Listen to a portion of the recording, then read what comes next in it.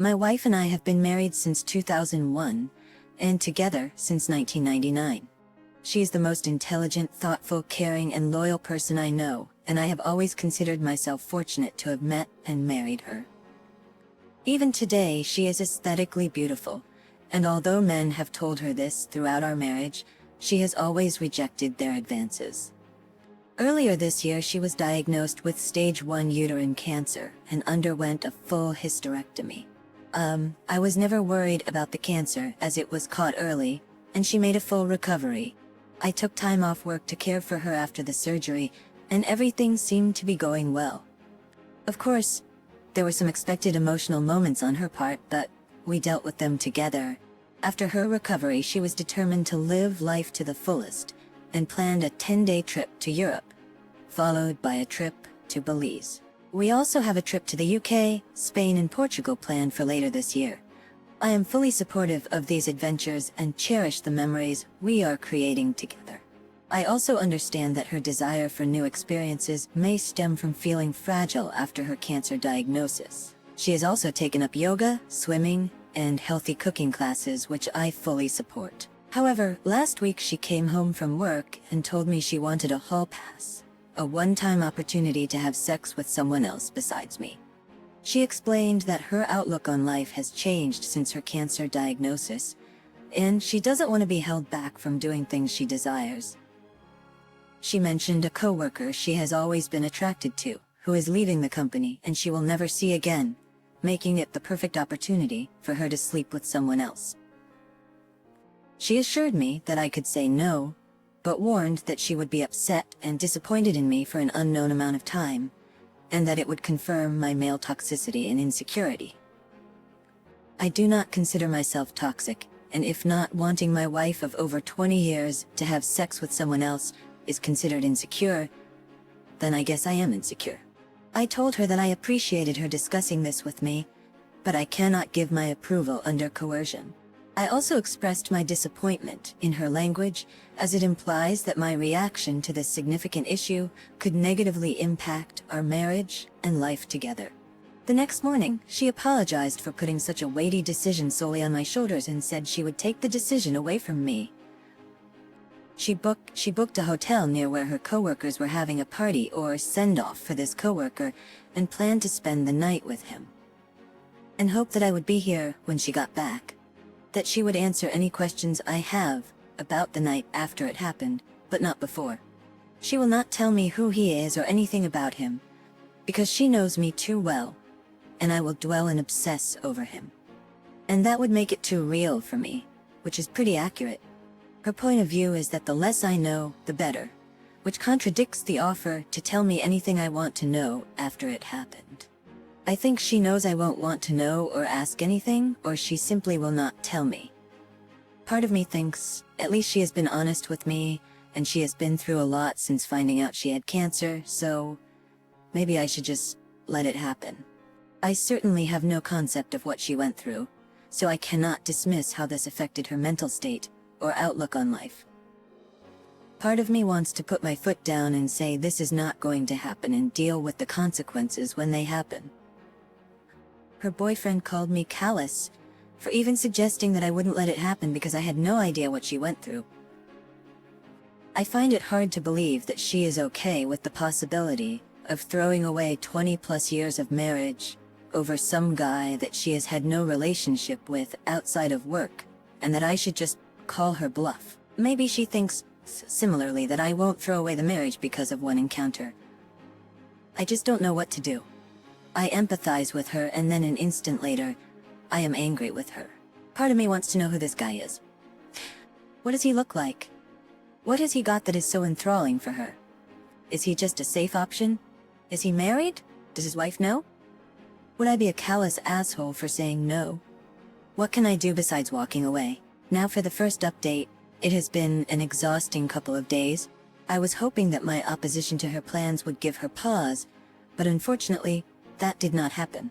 I told her I am a hard no, and I am not sure how I will feel about her if she went ahead with it. I was met, once again, with, "This is for me, it will be one time. What can I say to help you deal with it? You'll get over it. We were meant to be, regardless of the situation, remarks leading up to Saturday. She left Saturday ostensibly to meet her coworkers, but in reality to meet the guy. I asked her to text me when she was leaving for the bar, and when she did, I also asked her if she was going to go through with this. After her response, she said, "I am not answering any more questions tonight. I will see you tomorrow." I blocked my wife. Then I did something either stupid or brilliant. I went to the bar where the get-together was happening. Well, not the bar, but a transit bench across the street. I waited for a long time. It was running through my mind, leading up to this event, that I needed to know who this guy was, maybe to compare myself against him, to see what he had that I didn't have.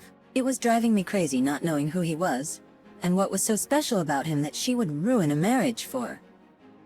After what seemed like an eternity, a woman that I recognized from my wife's office left the bar and got in a cab. Soon other people started coming out, and a whole group came out, and people were hugging a man and shaking his hand. I assumed that I had my guy. I didn't see my wife, and had a brief thought that maybe she called it all off. I unblocked her, and there were no messages. Everyone said their goodbyes and left. The dude was standing outside for a few minutes, and then my wife came out. She looked around, took his hand, and started walking away together. Of all the emotions I went through, trepidation, sadness, anger, it was disgust that encapsulated the event for me. This guy was short, fat, and bald, all the things I cannot compete with. Ultimately, I felt like a pervert for watching from a distance. I followed until they got to the hotel, and then turned around and went home. I woke up Sunday morning and put a lock on the master bedroom door. I moved her things to the spare room and left a note asking her to find other accommodations as quickly as possible. I visited another friend who was a lawyer, and he gave me some sage advice and a couple of recommendations for divorce attorneys, and made the introductions. My wife had been calling me numerous times since around 11 or so. Once blocked, the calls go to voicemail. I listened to the first couple, but felt nothing but some satisfaction when she couldn't get through to me and she was becoming concerned. I didn't want to go home, but I left in such a hurry that I didn't plan an overnight properly.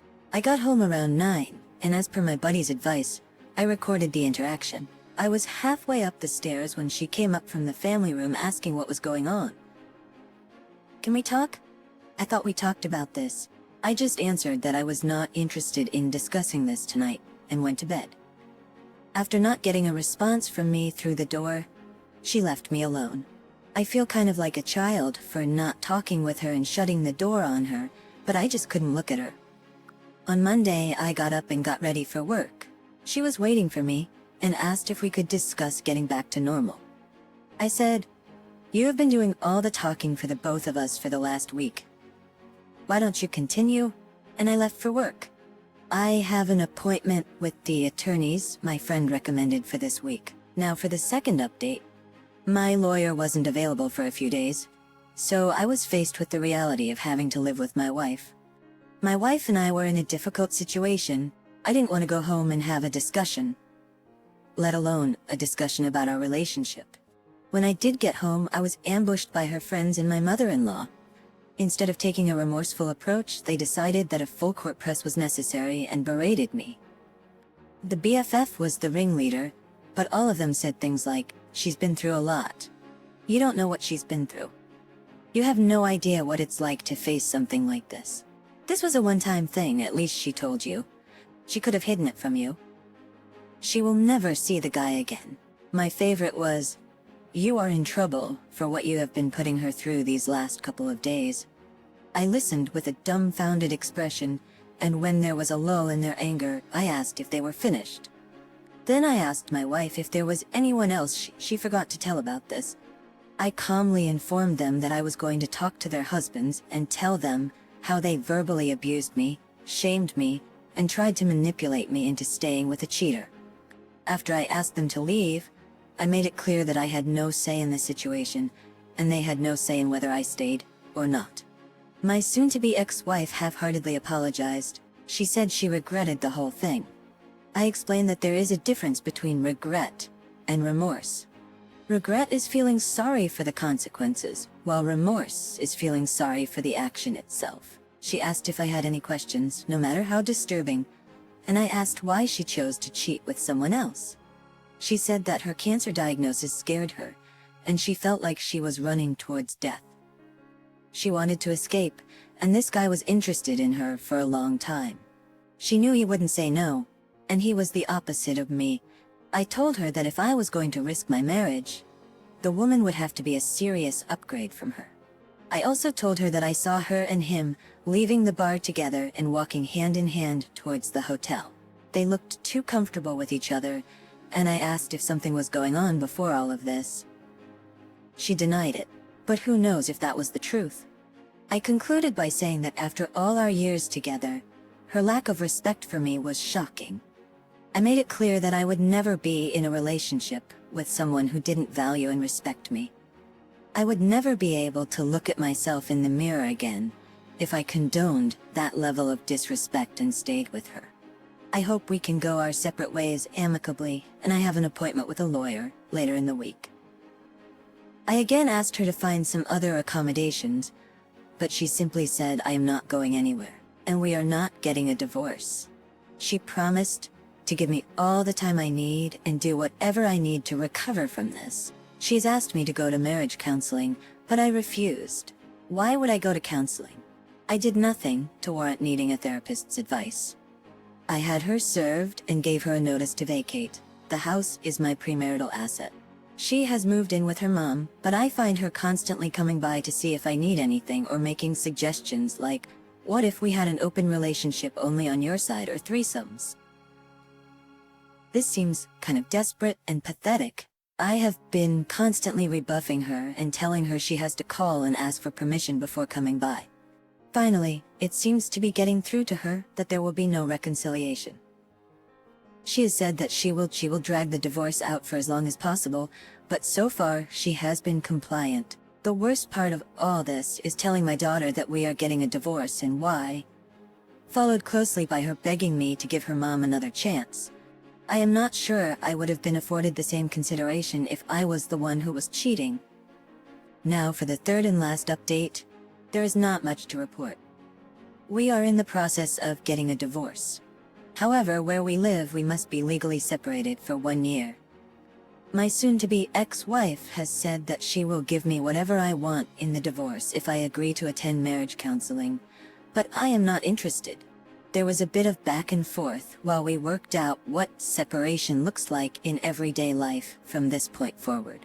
As a result, we have only just agreed to the terms of the legal separation. So as we move towards defining the divorce settlement, my stance may change. The house was a premarital asset, so she has no claim to it. The only things she could go after are my pension, vehicles, and vacation property. But I would argue that she has lived rent-free for over 20 years and has inheritance money from her father. I may have offered a top-up in retirement as she was a stay-at-home mom while our daughter was young, but that would be the most I'm willing to offer at this point. I have received a lot of messages about her friend group and my daughter, so I want to clear up any misconceptions now. My daughter is not taking her mother's side. She has always been a mama's girl, but she is very unhappy with her mom right now. Her initial reaction was shock, and she held out hope that we would work through any issues and stay together. However, she now accepts that it is not going to happen. It's gonna happen. She's been limiting her interactions with her, but at the end of the day, she is still her mom.